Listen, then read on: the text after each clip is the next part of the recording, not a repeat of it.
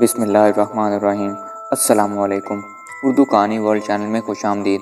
آپ سب لوگوں سے گزارش ہے کہ چینل کو سبسکرائب کریں اور گھنٹی کے نشان کو پریس کریں تاکہ آنے والی تمام ویڈیوز کی نوٹیفیکیشنز آپ کو فوراً سے مل سکیں۔ تو چلیے شروع کرتے ہیں آج کی کہانی، دام الفت۔ انجام عبرت سے بے خبر، خواہش نفس کے غلام لوگوں کے لیے ایک حقیقی سبق آموز رواداد۔ دسمبر کی یکبستہ رات کا تیسرا پہر تھا۔ ہوٹل اب بھی لوگوں سے کھچا کھچ بھرا ہوا تھا۔ رشیدہ میری بیوی کئی بار مجھے فون کر چکی تھی، حامد کی طبیعت ٹھیک نہیں، جلدی سے گھر آئیں۔ میں جلد از جلد ہوٹل مکفل ہونا چاہتا تھا، لیکن گاہک بھی اللہ کی رحمت ہوتا ہے، اور پھر گھر آئی لکشمی کو کون ٹھکراتا ہے۔ میں نے یہ سوچ کر خود کو تسلی دے دی کہ حامد کو ٹھنڈ لگ گئی ہوگی، ہلکا سا بخار ہی تو ہوا ہوگا۔ شہر اپنے ہوٹل کی چین بنانے کا میرا خواب ادھورا تھا۔ گاہکوں سے بھرا ہوٹل دیکھ کر میں کھلی آنکھوں سے خوابوں کے محل میں کھو گیا تھا۔ گاہک خوشگپیوں میں مصروف تھے اور میں خوش فہمیوں میں۔ یکدم خوشبو کا ایک چونکا حال میں داخل ہوا تو سب کی نگاہیں دروازے پر جم گئیں۔ ایک حسینہ اندازے دلربائی سے چلتی ہوئی حال میں داخل ہو رہی تھی۔ اس کے قدموں سے اٹھنے والی پازیب کی دلکش جھنکار ایک عجیب سا سحر پیدا کر رہی تھی۔ وہ نگاہوں کے گھیرے میں حال میں بیٹھے ہر شخص کو مبہوت کرتی۔ وسط میں ایک آندریز رومیز سنبھال کر بیٹھ گئی۔ لوگ جس طرح چشم اور دلشاد کیے ہوئے تھے، اتنی عزت و تکریم تو کسی بادشاہ کے نصیب میں بھی نہیں لکھی گئی۔ اس نے یوسف علیہ السلام دیکھ کر اگر شہر کی عورتوں نے ہاتھوں کی انگلیاں کاٹ لی تھیں، تو یہاں بھی مردوں کی آنکھیں اس کے مجسم وجود پر جم گئی تھیں۔ اس دوریدہ حسن سے ہر کوئی اپنی نگاہوں کے پیمانے لبریز کر رہا تھا۔ لٹائی کی بھی کوئی حد ہوتی ہے، میں نے سوچا، لیکن سب لوگ میرے لیے معزز اور معتبر تھے، جو حقیقتاً بھی مہذب تھے۔ میری طرح دیدے پھاڑ پھاڑ کر تو نہ سہی، لیکن کن آنکھیوں سے چشمے دل کو سکون پہنچا رہے تھے۔ اس نے کافی کا آرڈر دیا۔ یقیناً اسے اپنی جانب اٹھتی بلکہ جمی نگاہوں کا احساس ہو گیا تھا، اسی لیے اس نے جلدی سے کافی کا مگ خالی کیا۔ جس طرح بے نیازی سے بیٹھی تھی، اسی شانے بے نیازی سے چلتی بنی۔ واپسی پر بھی ہوٹل کے داخلی دروازے تک ہزاروں آنکھوں کے ساتھ میری آنکھوں نے بھی اس کا بھرپور ساتھ دیا۔ جب وہ نظروں سے اوجھل ہو گئی تو اوروں کی طرح میری نگاہ بھی دروازے سے کف افسوس ملتی ہوئی خالی لوٹ کر دل کی بجائے دماغ کے قابو میں آ گئی اور کرنسی نوٹوں پر آ کر جم گئی۔ چشمے زدن میں ہوٹل خالی ہو گیا۔ ہر کس اس کے پیچھے لپکا تھا۔ پیمنٹ لے کر ویٹر میرے سر پر چڑھ دوڑے تھے۔ سب لمحہ بھر میں ہوٹل چھوڑنا چاہتے تھے کہ ایک لمحے کی تاخیر سے کہیں وہ گورے نایاب ہاتھ سے نکل نہ جائے۔ لیکن تھوڑی ہی دیر میں وہ جو دل کی پیاس بجھانے کے لیے اس گلنار کے پیچھے بھاگے تھے، تصور میں یاسو محرومی لیے واپس لوٹ آئے۔ سب کے ہاتھ خالی تھے اور نگاہوں میں حسرت چھلکتی تھی۔ کچھ کی حالت تو ایسی تھی جیسے کل پونجی لٹنے کے بعد بنیے کی ہوتی ہے۔ اس رات کی کب صبح ہوئی اور کب شام ڈھلی، مجھے کچھ خبر نہیں۔ اگلی شب میں نہ جانے کیوں اس کا منتظر تھا، لیکن حسن والوں کی یہ بھی ایک ادا ٹھہری کہ تڑپاتے بہت ہیں۔ لمحہ لمحہ میری نگاہیں داخلی دروازے کی طرف اٹھتیں اور نامراد لوٹ آتیں۔ دل نے ایک امید باندھ لی تھی کہ وہ آج پھر ضرور آئے گی، حالانکہ وہ میری مستقل کلائنٹ بھی نہیں تھی، پھر بھی پاگل دل امید سے دامن لگا بیٹھا تھا۔ حامد کا بخار اتر چکا تھا۔ آج مجھے کوئی جلدی بھی نہیں تھی، لیکن آج گاہک جلدی میں تھے۔ وقت سے پہلے ہی ہوٹل میں ہو کا عالم ہو گیا۔ ملازم صفائی ستھرائی کے لیے سامان سمیٹنے لگے۔ آس دم توڑ گئی تھی، لیکن اس کی آمد نے اس قول پر مہر ثابت کر دی کہ مایوسی گناہ ہے۔ دلوں کی شہزادی آن بان شان سے ہوٹل میں داخل ہوئی۔ مارے خوشی کے میرے وجود میں ریشہ طاری ہو گیا تھا۔ اس نے ایک نگاہ کرم مجھ پر ڈالی تو حسن کی تاب نہ لاتے ہوئے میری تو جیسے جان حلق میں اٹک گئی تھی۔ کوئی بہرا اس وقت سروس کے موڈ میں نہیں تھا کہ اس سے قبل ہم 2-3 گاہکوں کو لوٹا چکے تھے، لیکن اس کے آتے ہی یوں اس کی طرف لپکے جیسے شیرینی پر مکھیاں۔ مجھے وہ سارے رقیب لگنے لگے تھے۔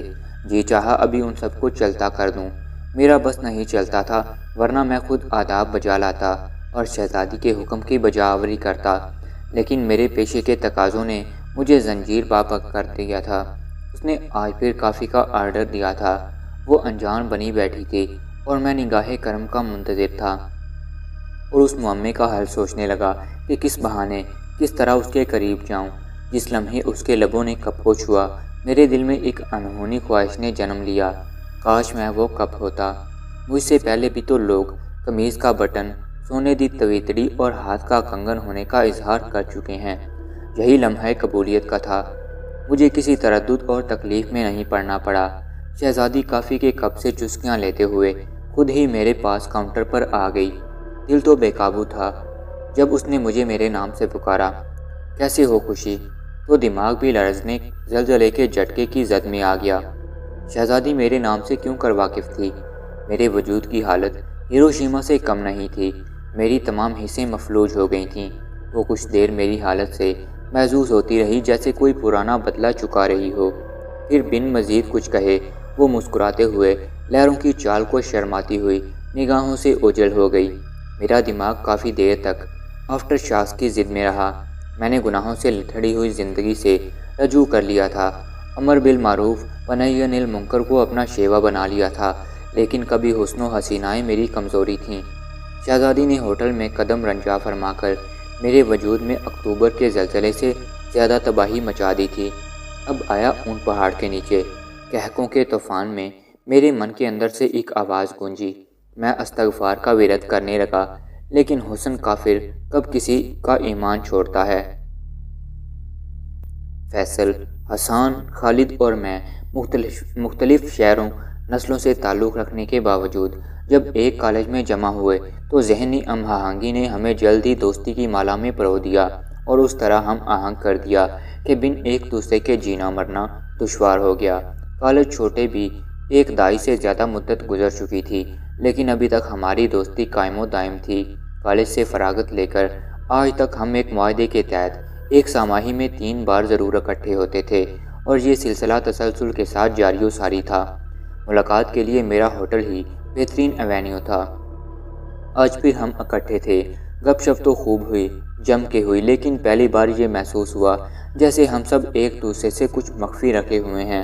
ہم ایک دوسرے کے ہمراز تھے۔ ہمارے درمیان کوئی ذاتی معاملہ اور بات چھپی ہوئی نہیں تھی۔ ہماری یہ نشست ہمیشہ طوالت اختیار کرتی تھی جو صبح گئے تک جاری رہتی، لیکن آج میرا اندر کا چور جو کسی اور کی راہ تک رہا تھا، میرا دل جو کسی اور کا منتظر تھا، جلد از جلد اس محفل کی خلاصی کا متمنی تھا، اور خلاف معمول وہ تینوں بھی جلدی میں تھے۔ لہٰذا اس اسمبلی کا اجلاس 4 جوٹوں کے ساتھ معینہ وقت سے پہلے اختتام پذیر ہوا۔ انہیں رخصت کر کے دل نے ٹھنڈا سانس لیا اور آنکھیں دروازے پر جم گئیں۔ وہ رات سولی پر گزری، دل بجھ سا گیا اور نگاہیں بھی نامراد کی دعا کی طرح خالی لوٹ آئی تھیں۔ آج مجھے انتظار کی سولی پر چڑھے ہفتہ گزر گیا تھا، لیکن شہزادی نہیں لوٹی تھی۔ جانے کیوں دلدار بھی اہل دل کو تڑپا تڑپا کر جنم جنم کے بدلے لیتے ہیں۔ وہ تو مجھے جانتی تھی، لیکن وہ کون تھی، کہاں سے آئی تھی اور کدھر گئی، مجھے کچھ خبر نہیں تھی۔ دل تھا کہ سنبھلتا ہی نہیں تھا، جان پر بنی تھی، کاروبار تو مندہ بلا چلتا ہی رہتا تھا۔ میری تو عبادت میں بھی خلل آ گیا تھا۔ سب فرائض میں عبادتاً نہیں بلکہ عادتاً نبھا رہا تھا۔ نماز میں پہلے ہی خشوع اور خضوع کی کمی تھی، اب تو میرے وہ سجدے بھی قضا ہوئے جو ادا کیے تھے۔ نماز میں کسی کیفیت تھی۔ چند دنوں بعد میری امیدیں دم توڑنے لگی تھیں۔ دل پیر مردہ ہو گیا تھا، وقت کا احساس تک نہیں تھا۔ سب موسم بے معنی ہو گئے تھے، بس ایک ہی موسم تھا، جدائی کا موسم۔ وقت تھم چکا تھا، لیکن گھڑی کی ٹک ٹک جاری تھی۔ میرے دوست پھر آن موجود ہوئے، میں گمسم تھا۔ مایوس نہ ہو، ہماری کیفیت بھی مثل تمہاری ہے، حسان نے کہا۔ باقی سب نے بھی اس کی تائید کی۔ کیسی کیفیت؟ میں انجان بننے لگا۔ تاریخ پھر خود کو دہرانے لگی ہے، خالد کی آواز پر کہہ کے گونجنے لگے۔ مجھے فکر نے اپنی ضد میں لے لیا۔ میں ان کی بات کی تہہ تک پہنچ گیا تھا، لیکن اپنی زبان پر لانا مناسب نہیں سمجھا۔ کیا مطلب؟ میں نے لا علمی کا اظہار کیا۔ انجان نہ بن مولوی، تجھے جو بیماری لاحق ہوئی ہے ہم بھی اسی مرض کے مریض ہیں۔ میں ان کے ارادوں کو باندھ گیا تھا، کیونکہ حوادث زمانہ نے ان کا کچھ نہیں بگاڑا تھا، اس لیے وہ تو تاریخ دہرانے کے متحمل ہو سکتے تھے، لیکن میں برے ماضی کو دفن کر چکا تھا۔ وہ ایک مصمم ارادے سے اٹھے اور میں نے بے دلی سے انہیں الوداع کیا۔ میں نے سوچ لیا تھا کہ اب کی بار اگر تاریخ نے خود کو دہرایا بھی تو تاریخ کی کروٹ بدلنے میں میرا کوئی حصہ نہیں ہوگا۔ میرا پچھتاؤں بھرا ماضی میری نظروں کے سامنے دھندلانے لگا۔ میٹرک تک انسان کنویں میں مینڈک کی طرح ہوتا ہے۔ کالج جا کر دل و دماغ کے ساتھ جسم کے تمام اعضاء بھی کھلتے اور پھلتے پھولتے ہیں۔ شاید ہم چاروں دوستوں کا ضمیر ایک ہی تھا، جو وجود الگ الگ تھے، لہٰذا ہمیں یکجا ہونے میں ذرا دیر نہ لگی۔ کالج کے دور میں 6 روڈ جیسی حسین شاہراہ پنڈی شہر میں کہیں نہیں دکھتی۔ ذرا کم فاصلے پر طلباء و طالبات کے کالج، روڈ پر نیلے نیلے پیلے پیلے آنچل پہنے لڑکیاں، اور 6 روڈ کی جانب بوائز کالج کی باؤنڈری وال پر بیٹھے دیوانے۔ کبھی کبھی تو یوں لگتا ہے جیسے کوئی وسیع رقبے پر تعمیر یونیورسٹی ہے، بس کو ایجوکیشن کی بجائے پیریڈوں کلاسیں جدا جدا ارینج ہوں۔ میں نے کبھی شاعری کی نہ سنی، لیکن 6 روڈ کو خراج تحسین پیش کرتے ہوئے ایک بار طبع آزمائی کی تھی۔ بھلی نظم لکھی تھی جس کے مصرے اب تو ذہن میں کہیں گڑمڑ ہو چکے تھے۔ میں خاصا دل پھینک قسم کا بندہ واقع ہوا تھا۔ اس دل کے ٹکڑے ہزار ہوتے ہیں اور ہر ٹکڑے پر ایک علیحدہ نام کنندہ ہوتا ہے، لیکن وقت کے ساتھ ساتھ پختگی آتی جاتی ہے۔ ہم گرتے پڑتے 4th ایئر تک پہنچ گئے تھے۔ یہاں تک پہنچتے پہنچتے یہاں لڑکی کے گرد شہزادے کا سحر دم توڑنے لگتا ہے، وہاں لڑکا بھی چوزی چوزی ہو جاتا ہے اور ہر نئی فرسٹ ایئر کو فری ہینڈ مل جاتا ہے۔ لیکن اب کیفیت کچھ یوں ہو جاتی ہے کہ ایک انار 100 بیمار۔ کالجوں کے باہر ہونے والے جھگڑوں کی بنیاد اصل اسی معاملے پر ہوتی ہے۔ جب کوئی حسینہ ہزاروں دلوں پر راج کرنے لگتی ہے، رقابت جنم لیتی ہے، تو پھر سر پھٹنے لگتے ہیں۔ ایسی ہی ایک ساحرہ حسینہ تھی جس کا جادو سر چڑھ کر بولنے لگا تھا۔ گاؤں سے نکلی تھی اور شہر فتح کر لیا تھا، جدھر سے جاتی حسن کی بیلیاں گراتی جاتی تھی۔ ہر اہل دل کا دل اس کے حسن سے مالا مال تھا، اپنی طاقت سے واقف تھی۔ اس کے حسن کے جال میں ہر ایک پرندہ پھڑپھڑا رہا تھا۔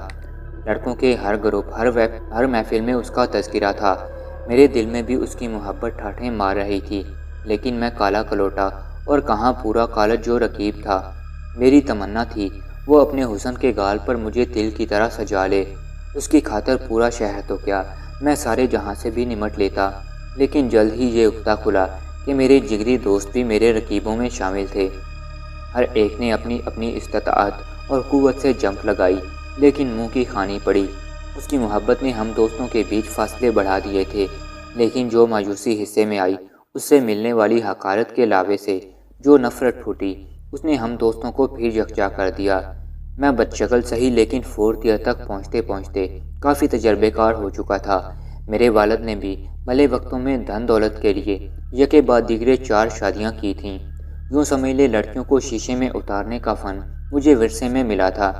دیر لگی آنے میں، ان کے شکر ہے پھر بھی آئے تو۔ میں ناکام نہیں لوٹا، اپنا نوحہ منوا لیا۔ میں نے مہر ثبت کر دی کہ عشق میں شکل و مال کچھ کام نہیں آتا، بس صلاحیت اور انتظار درکار ہوتا ہے۔ محبوب جادو ٹوٹکوں کے بغیر ہی قدموں میں ڈھیر ہو جاتا ہے۔ میں نے مارکا سر کر لیا تو میرے دوست پھر کھچے کھچے رہنے لگے۔ میں نے دوستی پر چاہت قربان کر دی، وہ میرے فریب میں آ گئی، اور ایک دن ہم سب دوستوں نے مل کر اس حسین پھول کا رس نچوڑ لیا۔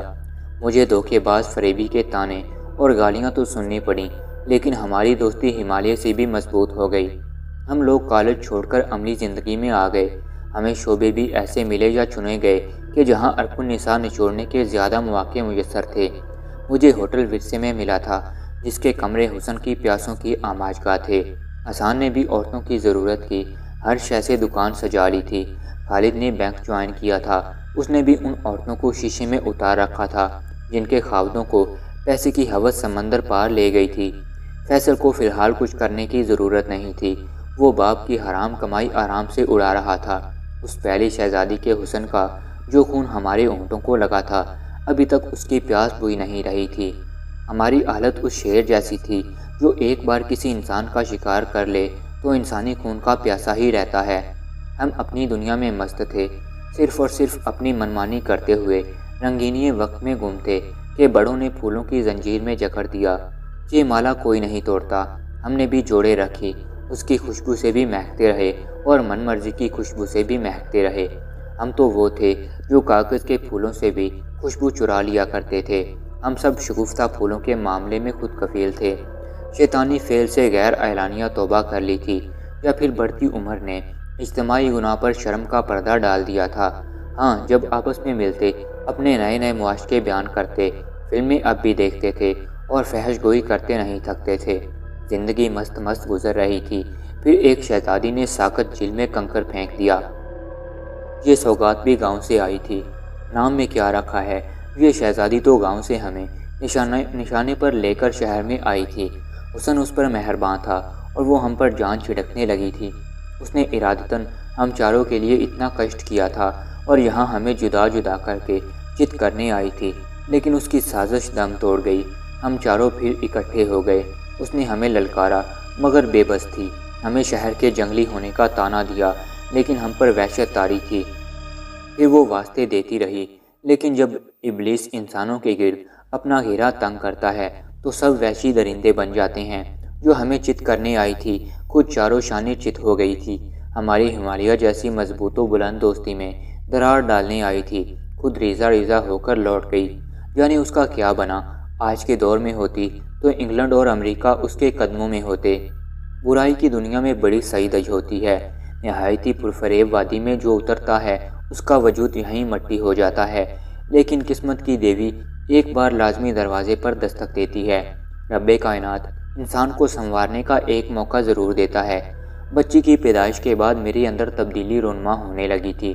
مجھے بھی قدرت نے ایک شاخ دیا اور میں الحمدللہ سنور گیا تھا۔ میں نے پہلے ذکر کیا کہ میرے بیٹے کے ہلکے سے بخار پہ میری بیوی رشیدہ نے میرا ہوٹل میں بیٹھنا دو بھر کر دیا تھا۔ حامد ہماری اکلوتی اولاد تھا۔ حامد کو ذرا سی بھی کوئی تکلیف چھو جائے تو اس کے ہاتھ پاؤں پھول جاتے تھے۔ جب میں موج میلوں میں تھا تو زیادہ اولاد کا روگ نہیں پال سکتا تھا۔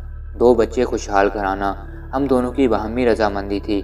اس معاملے میں ہم نے بچے کی پیدائش کے بعد پکا بند باندھ دیا تھا۔ شاید قدرت کو یہ بات پسند نہ آئی یا پھر میری آزمائش تھی۔ ہلکے سے بخار کے ساتھ اللہ تعالیٰ نے میری چاند سی بیٹی کو مجھ سے چھین لیا۔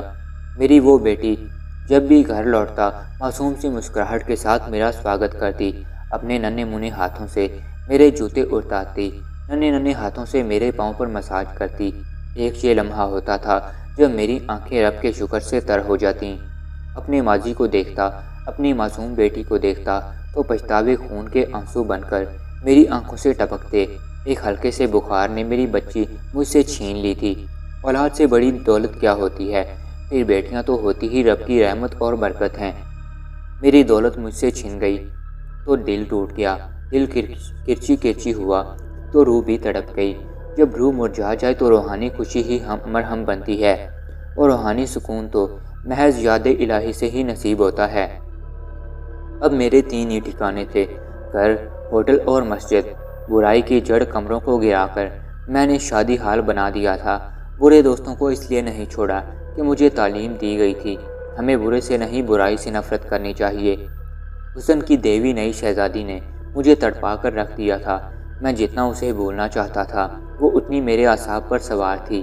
مسجد بے دلی سے جاتا، گھر میں میری خوش مزاجی نے بدمزاجی کا روپ دھار لیا تھا۔ ہوٹل کے ملازمین جو میرے نام کی مالا جپتے تھے میرے چڑچڑے پن اور بے وقت غصے سے خوف کھانے لگے۔ لیکن دیوی زمین میں سما گئی تھی یا آسمان نے اچک لیا تھا، مجھے کوئی خبر نہیں تھی۔ وہ ہمیں چکما دے گئی۔ میں نے کہا، کیوں، کیا ہوا؟ خالد نے پوچھا۔ وہ لوٹ کر نہیں آئی۔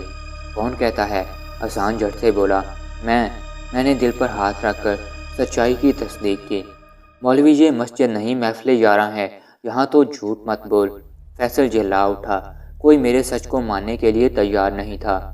مولوی، تو اب ہم سے پردہ پوشی کرنے لگا ہے۔ اب ہم سے کیا پردہ، ہم پر تو وہ روزانہ مہربان ہوتی ہے، لیکن جدا جدا۔ ہم نے ایک دوسرے سے پوشیدہ نہیں رکھا، پھر تو کیوں اسے ملنے کو سیغہ راز میں رکھ رہا ہے؟ انہوں نے میری ایک نہ مانی، بس اپنی کہتے گئے۔ انہوں نے جتنی باتیں کرنی تھیں کیں، جتنے طنز کے تیر چلانے تھے بے طریق چلائے۔ اپنے دوستوں کی جسمانی حالت دیکھ کر مجھے لگ رہا تھا کہ جیسے وہ جونک کی طرح انہیں چمٹ گئی ہے۔ قابل رشک، صحت اور جسم کے مالک اب پژمردہ اور زرد زرد دکھائی دیتے تھے۔ ان کی عمروں نے اترائی کا سفر شروع کر دیا تھا، لیکن ان کے لچھن وہی تھے۔ جانے وہ حسن کی دیوی تھی یا چڑیل جس نے انہیں لاغر اور نیم مردہ کر دیا تھا۔ میرا خدشہ درست نکلا تھا۔ اب کی بار جو حسن کی دیوی ہم پر حملہ آور ہوئی تھی وہ عام شہزادی نہیں تھی جو ہمارے فریب کے جال میں پھنس جاتی۔ ہم اس کے دام الفت کا شکار ہو گئے تھے۔ تاریخ ایک بار پھر خود کو دہرا رہی تھی، لیکن اب کی بار شکاری خود شکار ہو گئے تھے۔ اس نے دوستی کی مضبوط زنجیر توڑ دی تھی۔ مجھے تو اس نے جھلک دکھا کے ہجر کی سزا دی تھی، لیکن باقی سب کا اکیلے اکیلے خون نوش فرما رہی تھی۔ وہ تینوں کمبل کو اتارتے تھے، لیکن کمبل ان کی جان کو آ گیا تھا۔ میرے دل میں بھی اس کی تمنا کی بجائے اس کے خوف نے گھر کر لیا تھا، یہ جاننے کے بعد کہ اس کی اصل حقیقت اور اصلیت کیا ہے۔ میری خواہش تھی وہ کبھی ہوٹل نہ آئے۔ آج پھر اس نے ہوٹل کو رونق بخشی تھی۔ اس نے ہاتھ کے اشارے سے مجھے اپنے پاس بلایا۔ ہوٹل میں موجود اور لوگ مجھ پر رشک کرنے لگے تھے اور میں کانپنے لگا تھا۔ بیٹھو۔ اس کا لہجہ توہمانہ اور قاتلانہ تھا۔ آج اس نے 2 کپ کافی کا آرڈر دیا تھا۔ تم کیا چیز ہو؟ میں نے بیٹھتے ہی کہا۔ تمہیں کیا دکھتی ہوں؟ دھوکہ۔ دھوکہ؟ اس کے وجود کی آگ اس کے لہجے میں در آئی تھی۔ ہاں، تم حسن کے دھوکے میں میرے دوستوں کا خون چوستی ہو۔ کافی آ گئی تھی۔ اس نے کافی کی چسکی لی اور اندازے دلربائی سے بولی، دھوکے باز بھی کہتے ہیں دھوکا ہوا ہے۔ پھر اس نے ہمارے ماضی کالے کرتوتوں کی ڈائری کا ورق پڑھ کر سنا دیا، جیسے روزے جزا حرف حرف پڑھ کر سنایا جائے گا۔ میرے دوستوں نے پھر تاریخ دہرائی، لیکن ہر بار کے فاتح اب مفتوح تھے۔ وہ جو حسن میں لہر لہر طوفان برپا کر کے انہیں تباہی کے دہانے پر پہنچا کر بے یار و مددگار چھوڑ دیتے تھے، اب وہ دوست بوند بوند زہر حلق سے اتار رہے تھے۔ وہ مجھ پر بھی اپنے حسن کا وار کر چکی تھی۔ میں گھائل بھی ہوا تھا، اس نے بھی تسلیم کیا تھا، اور مجھے بھی پختہ یقین تھا کہ میری ٹوٹی پھوٹی عبادت ہی اس کے آڑے آئی تھی۔ تم واقعی خوش نصیب ہو، تمہاری عبادت نے تمہیں محفوظ رکھا۔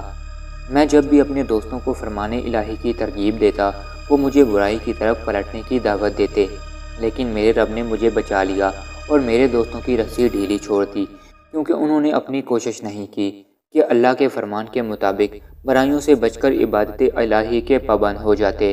اور اس لیے قرآن میں ہے کہ جب کوئی اللہ کی یاد سے غافل ہو جاتا ہے تو پھر اللہ اس کی رسی ڈھیلی کر دیتا ہے اور اس کی طرف سے اللہ منہ موڑ لیتا ہے۔ واقعی یہ حقیقت ہے کہ جب ایک شخص اللہ کا نافرمان ہو جاتا ہے تو پھر اس پر شیطان اپنا تسلط جما لیتا ہے۔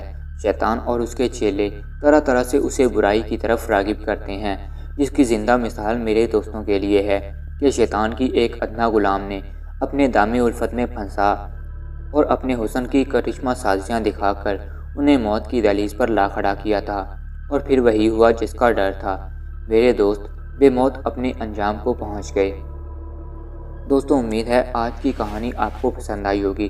تو آپ سب لوگوں سے گزارش ہے کہ اس ویڈیو کو لائک کریں، اس کہانی کو اپنے دوستوں کے ساتھ شیئر کریں، اور ویڈیو کے نیچے کامنٹ کر کے اپنی رائے کا بھی اظہار کریں۔ اور اس ویڈیو کی ڈسکرپشن میں پچھلی تمام کہانیوں کے لنک موجود ہیں، آپ وہاں سے پچھلی تمام کہانیاں بھی دیکھ سکتے ہیں۔